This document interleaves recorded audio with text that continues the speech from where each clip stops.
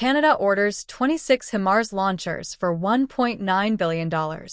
Canada announced on June 2 that it finalized a deal in January 2026 to purchase 26 HIMARS rocket artillery systems from the United States for approximately $19 billion, giving the Canadian Army its first long-range precision strike capability and a weapon that Ukraine has used to devastating effect against Russian logistics ammunition depots and command posts across hundreds of kilometers of contested territory. The government-to-government agreement under the U.S. Foreign Military Sales Program covers launchers, an initial stock of munitions spare parts training and support services, with deliveries expected to begin in 2029.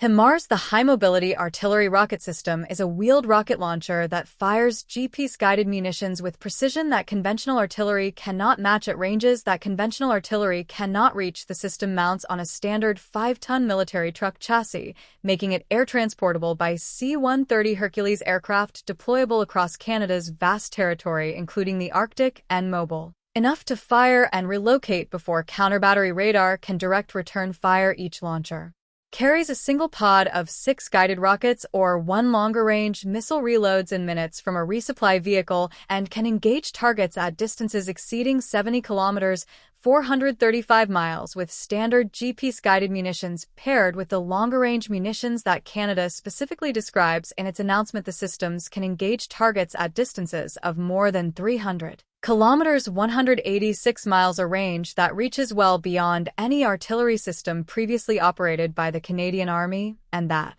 covers strategic targets including enemy logistics, nodes, airfields, and naval vessels.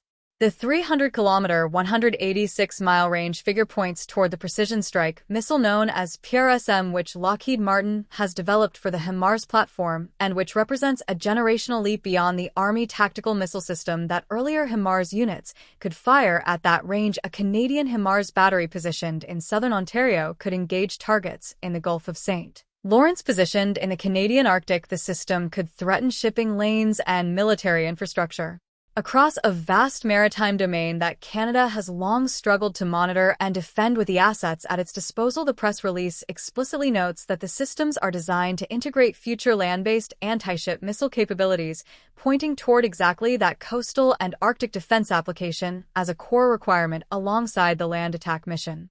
Lieutenant General Michael Wright, commander of the Canadian Army, described what HIMARS delivers for ground forces. High-mobility artillery rocket system will give the Army a mobile long-range precision strike capability that can be deployed across Canada, including the Arctic and abroad, using existing Royal Canadian Air Force aircraft. When integrated with other modern capabilities, such as self-propelled artillery systems, sensors, and command and control, it will strengthen Canada's ability to deter aggression, safeguard our sovereignty, and protect Canadians.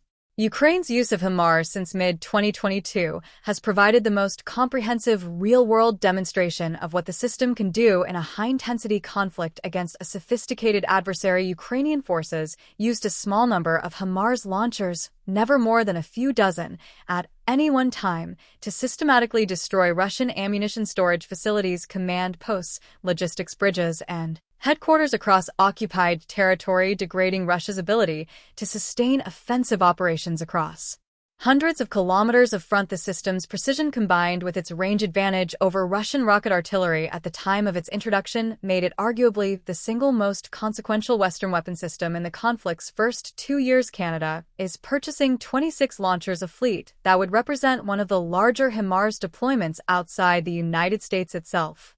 The total acquisition cost of $26 billion Canadian dollars, approximately $19 billion at current exchange rates, covers not just the launchers, but the complete system, including project management, infrastructure, training, and contingency funds. That comprehensive cost accounting reflects how Canada structures large defense procurements. The headline number represents the full program cost rather than just the hardware, which makes the figure look larger than a simple launcher-only comparison would suggest, but also makes it a more honest representation of what fielding the capability actually requires. The congressional notification process, completed in fall 2025, was a prerequisite for the FMS agreement, representing the formal U.S. legislative oversight step that all major defense sales to allied nations require before the contract can be finalized.